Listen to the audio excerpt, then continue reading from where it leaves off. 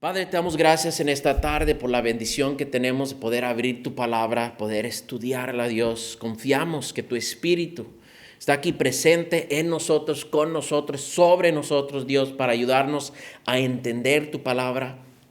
Queremos que tu Espíritu sea nuestro maestro, no solamente nos dé información, sino que haga esa obra, Señor, para la transformación de nuestras vidas, Padre. Que podemos reflejar la imagen y semejanza de nuestro Señor Jesucristo, para que el mundo vea, Señor, tu mano en nosotros y también tengan hambre y sed para que tú obres en ellos también, Dios. Haga tu voluntad en esta tarde, pedimos en el nombre de Jesús. Amén. Pablo dice en el verso, aquí en capítulo 1, en el verso 9, que está orando por la iglesia. Dice, por lo cual también nosotros, desde el día que lo oímos, no cesamos de orar por vosotros. Aquí me encanta el corazón de Pablo. Él ora por la iglesia y no cesa de orar. Algo que Dios me mostró este año es de tener una lista con toda la gente que puedo nombrar ahí, que asisten a la iglesia, algunos que han estado por tiempo, temporadas y ya no están. Ahí no están en mi lista. El ejemplo de Pablo nos muestra que debemos de orar. Y si no tienen una lista, ustedes de los que están aquí en la iglesia deben de hacer una lista, orar unos por otros. Pablo lo hacía y él lo que pedía, dice, y de pedir que sean llenos de conocimiento de su voluntad, en toda sabiduría e inteligencia espiritual. Pablo está pidiendo que Dios llene a su pueblo del conocimiento de la voluntad de Dios. Cristo nos enseñó a pedir en oración que se haga la voluntad de Dios, que venga su reino. Y luego en el jardín, en la huerta, Él nos enseñó, no se haga mi voluntad, sino tu voluntad, Dios. Entonces, Pablo quiere que la iglesia sea consciente, que tenga el conocimiento de la voluntad de Dios en toda sabiduría e inteligencia. Nosotros cuando preparamos un estudio bíblico, es un proceso intelectual como espiritual. Estudiamos vocabulario, tal vez en griego si estamos en el Nuevo Testamento, ¿verdad? Y estudiamos vocabulario, queremos presentarle una enseñanza intelectual, pero no podemos ignorar que es algo espiritual. Porque podemos llenar sus cabezas de información, pero si sus vidas no llegan a tener esa transformación espiritual, de nada les sirve que tengan vocabulario cristiano o conocimiento del griego. Si sus vidas no están en conformación, no van conforme a la palabra de Dios, y ahí por ahí va Pablo. Dice en el verso 10, para que andéis como es digno del Señor. Y él va a hablar del andar, él habla mucho del caminar del cristiano. No solamente los quiere llenar de información, sino que sus vidas sean transformadas y que anden caminando, como dice él, como es digno del Señor. Y es la expectativa que uno puede tener de una iglesia. Queremos ver que la iglesia ande caminando como es digno del Señor. No conforme a lo que el pastor quiere ver, no conforme a lo que uno quiere ver, porque uno puede llegar a una iglesia y decir, ay, cuando voy a la iglesia, si no me enchina el piel durante la alabanza, no voy. Otros, si no tienen X y aquello el ministerio, no voy. No pongas tu expectativa personal. Queremos ver que la gente anda caminando en Cristo. Y esto me lleva a los versos que vamos a estudiar hoy. Vamos a ver versos 6 y primero Dios vamos a llegar al 10. Si no, pues vamos a conformarnos con lo que podemos ver en este tiempo, ¿verdad? Vamos al capítulo 2, Colosenses 2, verso 6.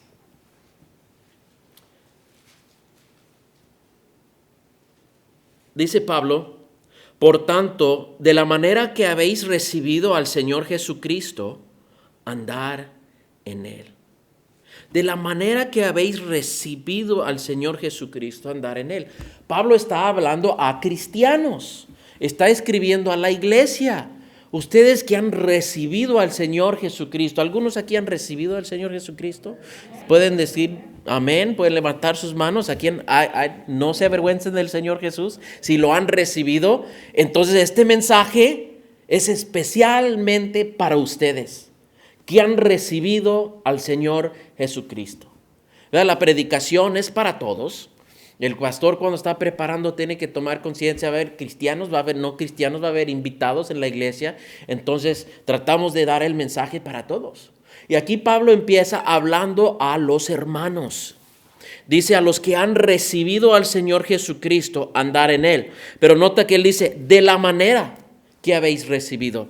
¿Qué es la manera que hemos recibido a Jesucristo? ¿Cómo lo recibimos?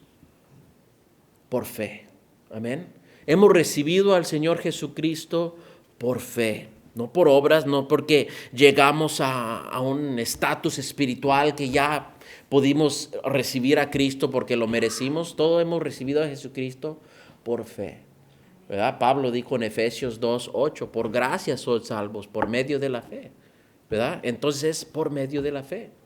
Ahí en Jerez estamos estudiando el libro de Romanos. Y apenas vamos en capítulo 1, pero hace un par de semanas que estamos viendo en Romanos capítulo 1, verso 17, nomás lo voy a leer rapidito. Y Pablo está introduciendo la idea de la justificación de Dios por medio de la fe. Y en verso 17, capítulo 1, Romanos 17, dice, porque en el Evangelio la justicia de Dios se revela por fe y para fe. Él está dando el motivo por qué no se avergüenza del Evangelio. Él dijo, no me avergüenzo del Evangelio porque es el poder de Dios para salvación a todo el que cree. Y en el verso 17 dice, porque en el Evangelio la justicia de Dios, o sea, Dios es el que justifica por fe y para fe. Y literalmente está diciendo, de principio a fin es por fe. Y Pablo está orando por la iglesia en Colosenses, que han comenzado a caminar por fe, que no se van a divagar, sino van a ir a la izquierda, a la derecha. Y es una tentación para muchos creyentes, porque recibimos por fe, pero creemos que tenemos que perfeccionarnos por las obras, que es a través de esto que voy a mejorar, esta vez de aquello que voy a mejorar y voy a perfeccionarme. Pablo tiene en mente que la iglesia siempre debe recordar que hemos recibido al Señor por medio de la fe y debemos de andar en Él, todavía en fe. Pablo dijo, el justo por la... Amén, tenemos estudiantes de la palabra. El justo por la fe vivirá. Literalmente estaba diciendo, es que es justo por la fe, o el que ha sido justificado por la fe, esa persona vivirá. El que anda tratando de justificarse por obras, pobrecito, porque no puede guardar toda la ley. Pero el que se ha justificado por medio de la fe, esa persona vivirá eternamente. Entonces Pablo tiene el miedo, porque en estos tiempos habían falsos maestros itinerantes que iban de iglesia a iglesia, decían, si no están haciendo eso, no tienen salvación. O venían introduciendo otras enseñanzas, otras filosofías. Pablo lo va a hablar en el verso 8. Es el peligro de la iglesia, filosofías, ¿verdad? Palabras vanas, ideas que, tienes que saber esto y aquello, y con sabiduría humana de tratar de perfeccionar la fe o la vida de la gente. Y Pablo dice, no, en la manera que habéis recibido al Señor Jesucristo, andar en Él. Hemos recibido por fe. Y fe sencilla. La fe que cuando escuchamos la palabra de Dios creíamos, como el Espíritu nos ayuda a entender, que no podíamos justificarnos por medio de la fe. Nosotros no somos suficientes buenos para borrar las maldades que hemos hecho. Y recibir por fe es primero un paso de arrepentimiento. Cuando Jesús empezó su ministerio, dijo, arrepentíos, porque el reino de Dios se ha llegado. Y él estaba enseñando a la gente que si no perfeccionaran su caminar mejor que los fariseos, no iban a poder llegar al cielo. Y los discípulos, entonces, ¿quién puede llegar? Y él dijo, es que por los hombres esto es imposible, mas para con Dios nada es imposible. Y él estaba introduciéndoles a la idea de justificación por fe. ¿Qué dijo Jesús a Nicodemo? A menos que no nazcan de nuevo, no pueden ver al reino. Y Jesús dijo en otro lugar a sus discípulos, si no se convertían como niños, no pueden entrar al reino. Entonces está hablando de por fe como un niño, recibir la palabra de Dios y cambiar. Ese arrepentimiento es un cambio de mente. Yo antes pensaba que podía agradar a Dios a través de mis obras. Yo antes trataba de negociar con Dios. Oye Dios, si me porto bien esta semana y si no hago aquello, el otro, entonces tal vez me den este trabajo, tal vez voy a hacer esto o aquello. Y negociaba y trataba de ganar el favor de Dios con obras. Pero el arrepentimiento es reconocer, ¿sabes qué? No puedo. No tengo nada de valor para dar a Dios. Y en las bienaventuranzas, ¿dónde comenzó Jesús? Bienaventurado el pobre del espíritu. El que se dé cuenta que no tiene nada para ofrendar a Dios. No tiene nada de valor. Entonces nos demos cuenta, ¿sabes qué? Mi idea que yo tenía antes de impresionar a Dios no va a servir. Tengo que arrepentirme y creer lo que Cristo está enseñando, que es por fe, creer. Y ya de este lado de la cruz del Calvario, después de la resurrección, nosotros tenemos ya mejor entendimiento que los discípulos cuando estaban caminando con Cristo. Todavía no entendían cómo Dios podía justificar a los pecadores simplemente por fe. Ahora sabemos el objeto de nuestra fe, Jesucristo, y su obra completada en la cruz del Calvario. Creer que Él hizo esa obra por nosotros.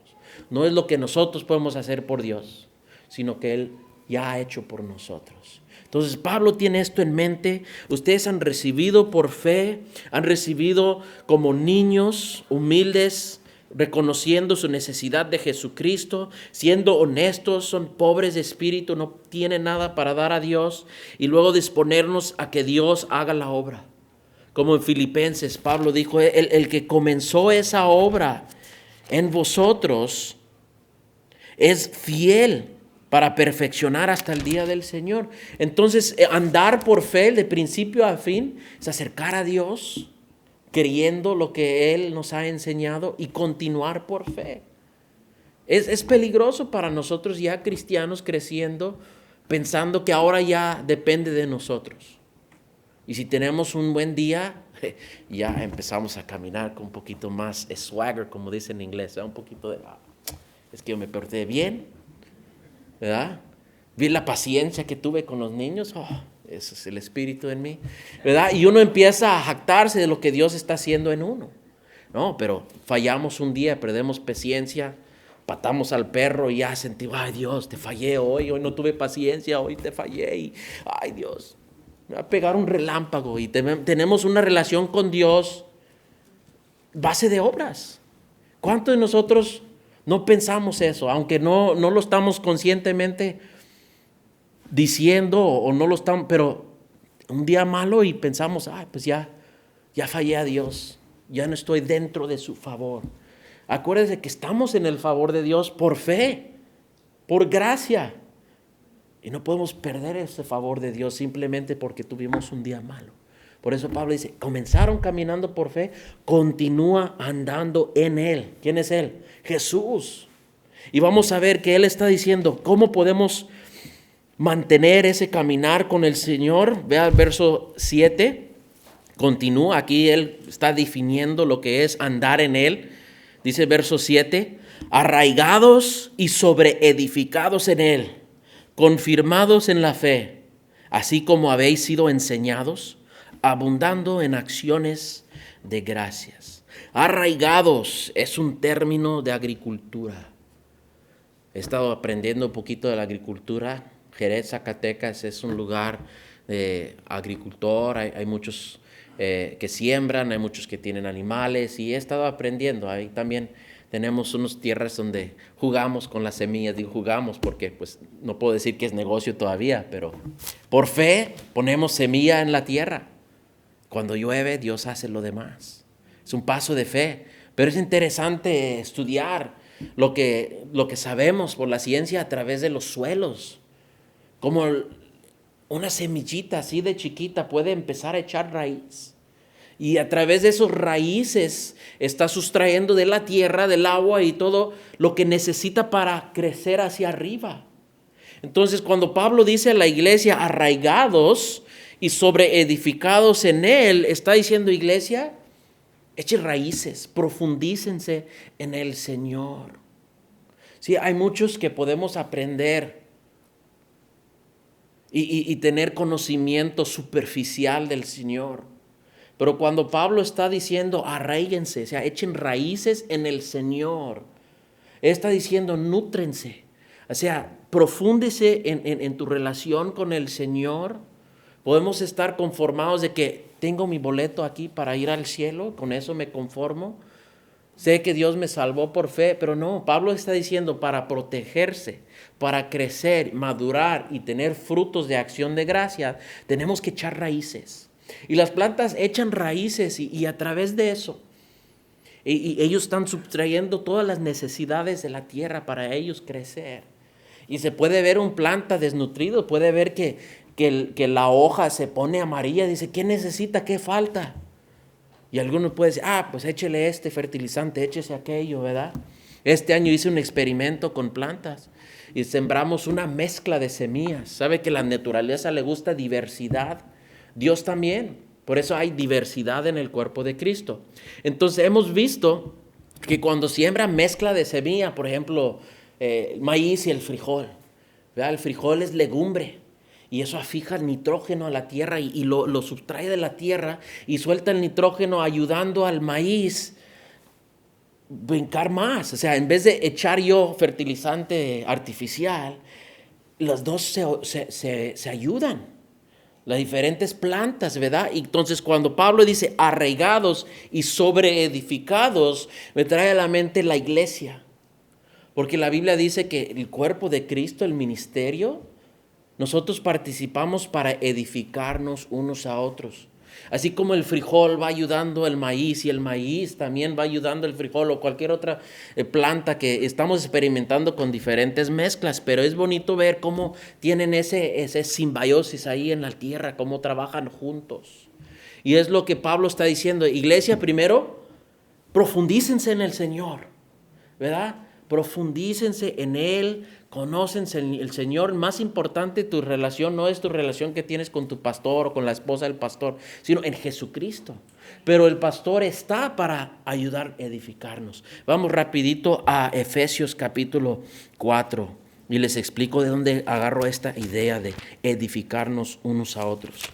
Dice en Efesios capítulo 4, empezando en verso 11, Efesios 4:11, dice, Él mismo constituyó a unos apóstoles, a otros profetas, a otros evangelistas, a otros pastores y maestros, a fin de perfeccionar a los santos para la obra del ministerio, para la edificación del cuerpo de Cristo, hasta que todos lleguemos a la unidad de la fe y del conocimiento del Hijo de Dios, a un varón perfecto, a la medida de la estatura de la plenitud de Cristo. Entonces aquí Pablo también está hablando de que vayan creciendo a la medida y la estatura de la plenitud de Cristo. Acuérdense esa palabra, plenitud de Cristo, lo vamos a ver más adelante. Pero él está diciendo que Dios dio a estos líderes de la iglesia, no para que ellos hagan todo el ministerio. A veces siento así como pastor. Todos, pastor, habla con mi vecino. No, mira, nomás le digo que necesita de Cristo. Y venga a hablar con mi compañero del trabajo. O venga a hablar con mi suegra. Algunos sí quieren que las suegras también se salven. ¿No piensa así? Si hay lugar especial en el cielo para ellas. Es que alguien se rió cuando mencioné la suegra. Ay, pobrecita suegra, siempre le estamos tirando las piedras, ¿verdad? No. Pero aquí... Ya se me olvidó dónde iba. He tenido a gente decir, oye, venga a hablar con la suegra, venga a hablar con el vecino, y fulano, mangano. Y eso no es el rol del pastor. El pastor, el maestro, existe para perfeccionar a los santos, y no es un grupo a quien el Vaticano dice que es santo. No, los santos, Pablo está diciendo todos, los creyentes. Somos santos en Cristo Jesús. Ve a la persona a tu izquierda y dice, eres un santo en Cristo Jesús, ¿verdad? Y ahora la persona de tu derecha también, ¿verdad? Somos santos por medio de la fe, ¿ok? Entonces aquí de parte de San Jesse, ¿verdad? Les digo, hermanos, más que algunos, bueno, mi esposa dice, lejos de, ¿verdad? No, pero perfeccionar a los santos para la obra del ministerio. Algunos dicen, vamos al ministerio del pastor Tony, o vamos al ministerio de la hermana Rosy. No, el ministerio es de cada uno. El ministerio simplemente quiere decir el servicio de. Entonces todos ustedes son ministros. Todos ustedes tienen ministerios. Y no estoy hablando de un tocador chiquito, ministerio. Estoy hablando de un ministerio, de un servicio al Señor. Todos ustedes tienen un ministerio, un servicio al Señor.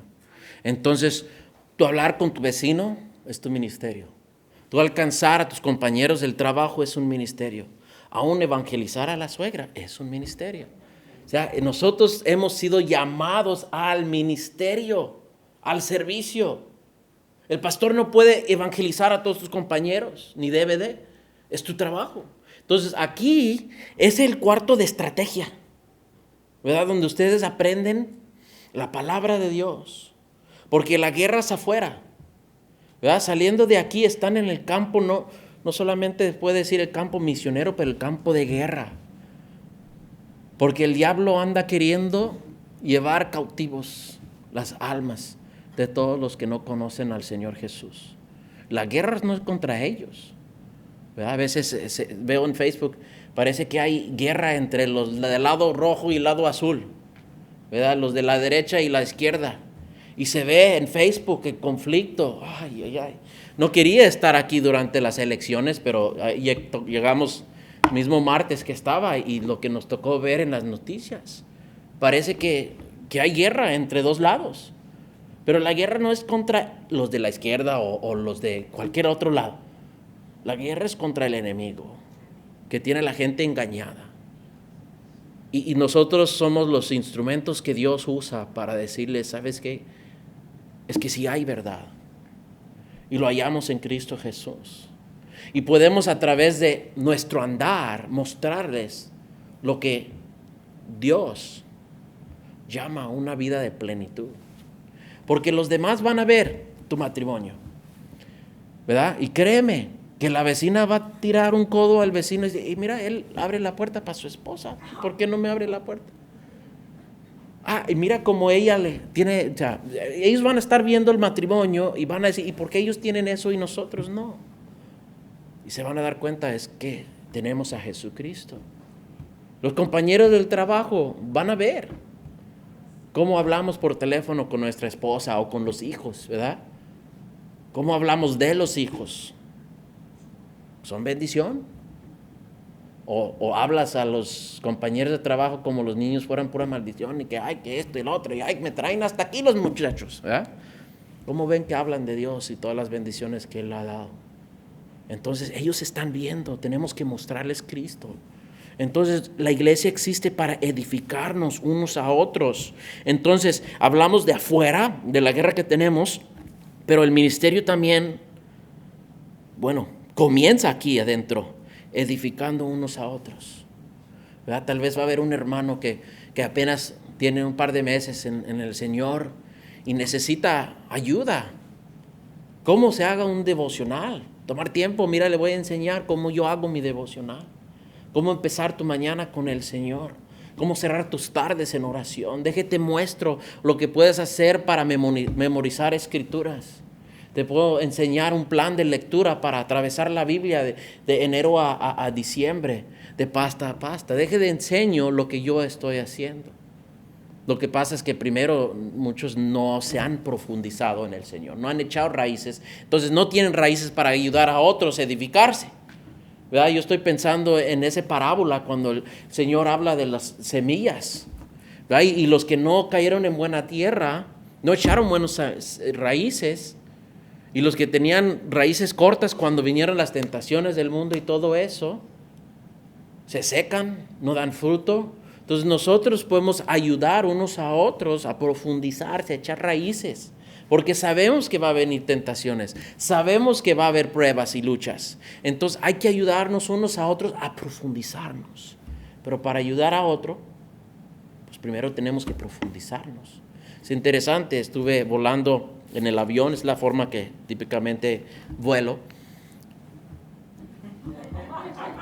Típicamente vuelo en avión, trato de no volar sin avión. Pero dicen, cuando están mostrando el máscara, dicen, primero si vas a ayudar a un niño o a alguien que necesita, primero tienes que poner tu máscara para recibir el oxígeno. Y para poder enseñar a otros, ser edificado en el Señor, crecer en el Señor, Tú primero tienes que echar raíces y profundizar tu relación con el Señor. Padres, ustedes son los sacerdotes de la casa.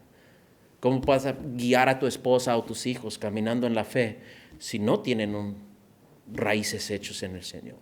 Si no están arraigados, ¿cómo van a edificar unos a otros? Y continuamos en Colosenses 2:7. Arraigados, eso es profundizarnos. Sobre edificarnos es seguir creciendo en Él. Y nota, dice en Él. Está hablando de una iglesia cristocéntrica.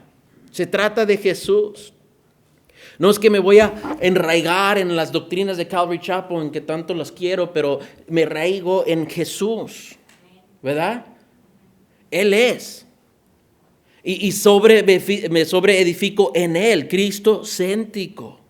Y luego dice, y confirmados en la fe. O sea, confirmados es establecidos y maduros. Cuando echamos raíces y buscamos crecer en el Señor, vamos a estar confirmados, establecidos, maduros. No como esas plantas rodadoras. Se ve, ayer estuve en Chihuahua, se ven esas plantas, ya ves, se llaman, ¿cómo se llaman en inglés? Esas plantas rodas, ¿verdad? ¿Cómo se llaman? Tumbleweeds, eso. Plantas rodadoras. Se ve, ayer estuve en Chihuahua y vi, o sea, es desértico.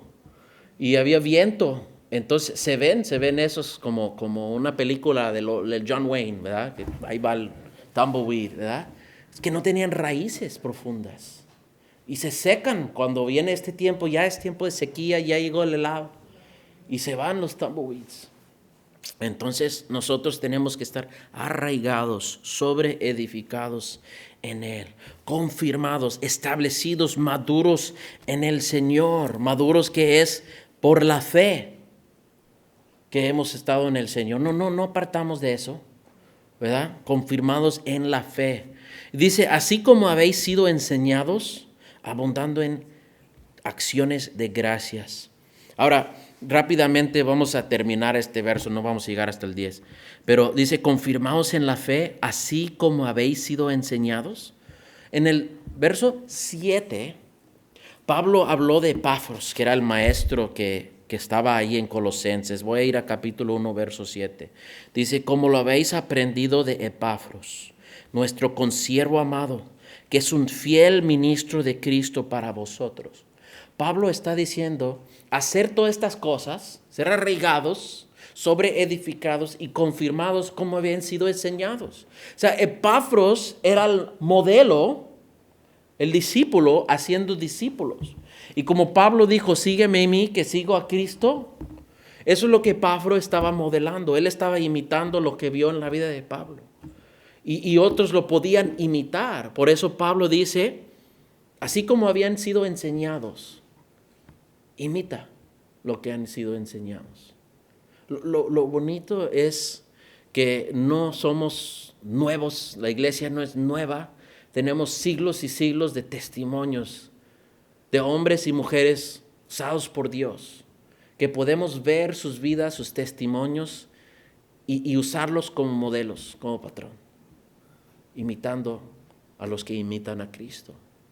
Y en los siglos tenemos muchos misioneros, muchos que han entregado sus vidas a Cristo y tenemos a ellos como patrones. Pero también aquí en la iglesia nosotros debemos de dar ejemplos a la siguiente generación, ¿verdad? Porque el cristianismo Dios decidió a través de la multiplicación, a través del discipulado, crecer su iglesia a través de los siglos.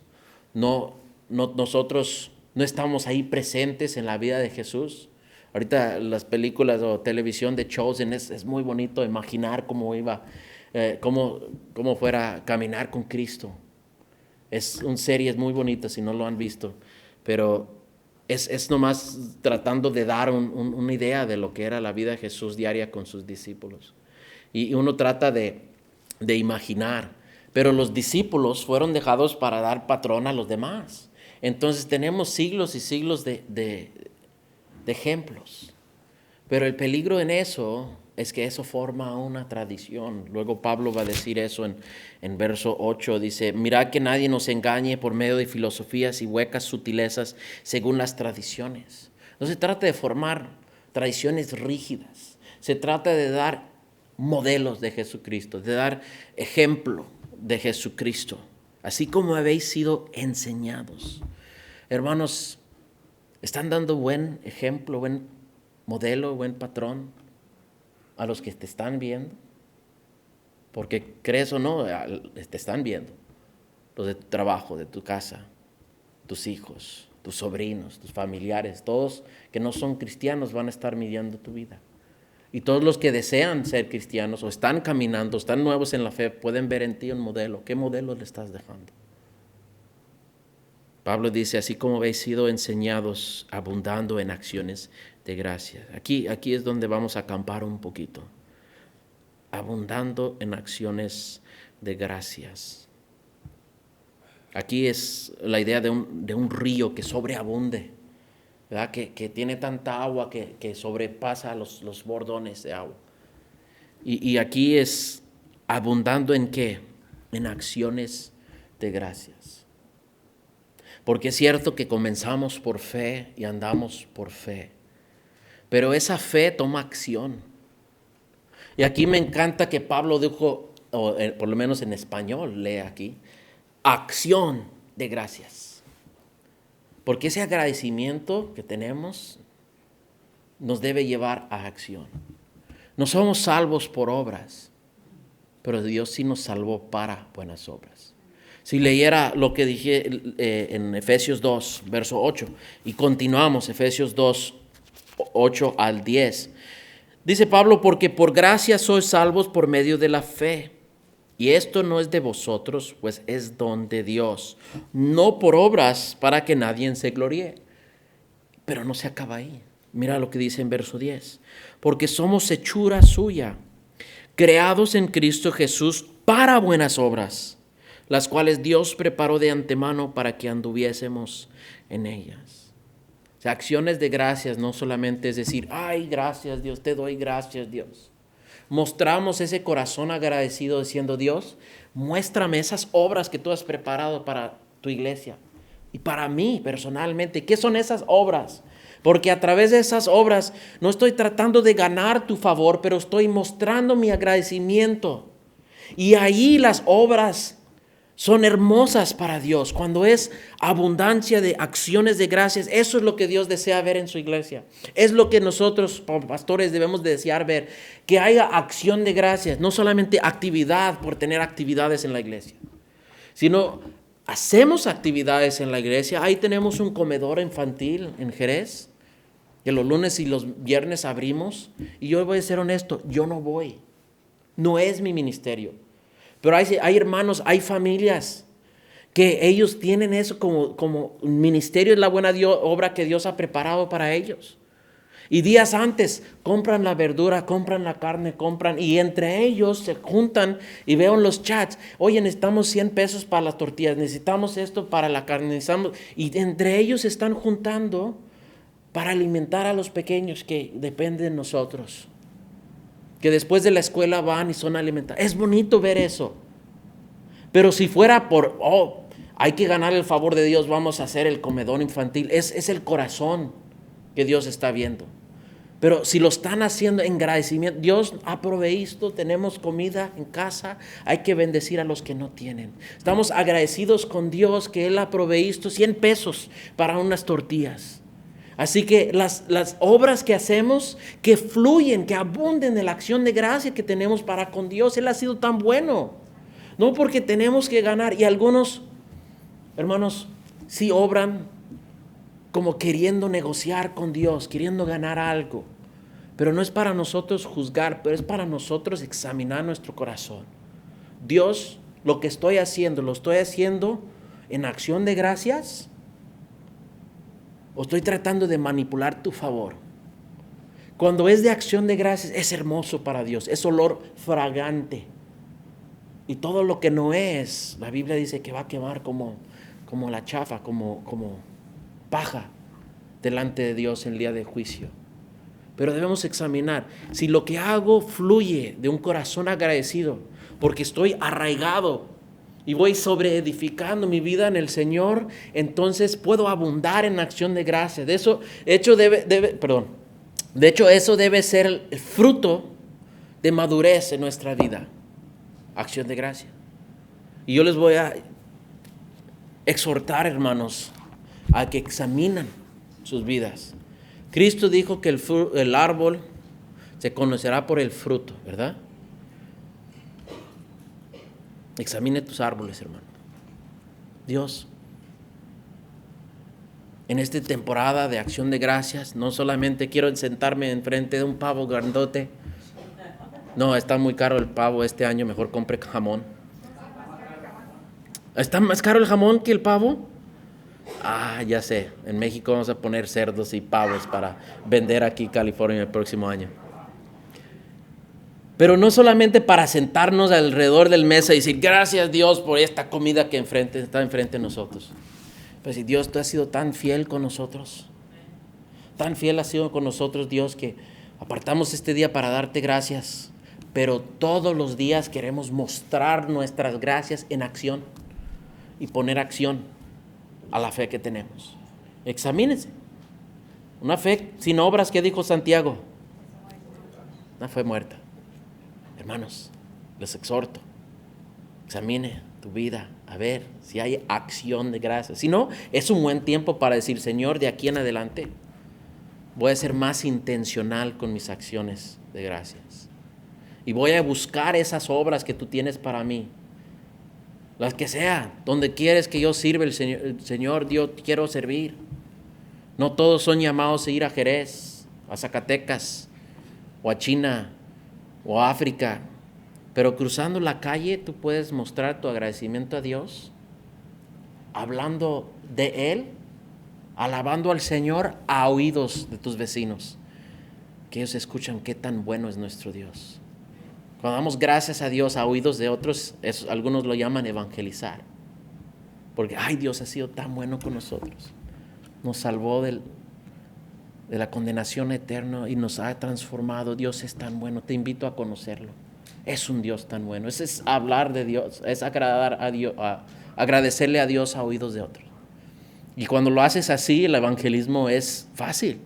Muchos sudan cuando el pastor dice, ay, vamos a tener un evento de evangelismo. Ay, no, yo no puedo ir a tocar puertas. Ay, a mí me da miedo hablar de ese de evangelismo. No es mi don.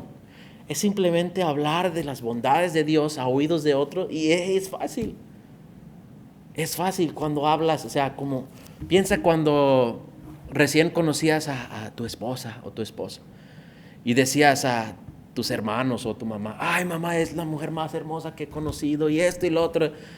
La estás alabando al oídos de otros, ¿verdad? Porque la tienes en tu corazón. Así es cuando Dios está en nuestro corazón, en nuestra mente. Estamos arraigados, sobreedificados. Vamos a hablar de Él a oídos de otros. ¿Sí? Vamos a orar, vamos a cerrar este tiempo. Algunos tienen hambre, yo creo. Dios, te damos gracias por este tiempo en tu palabra. Tú has sido tan fiel con nosotros, Dios, que no podemos hacer más que decirte gracias.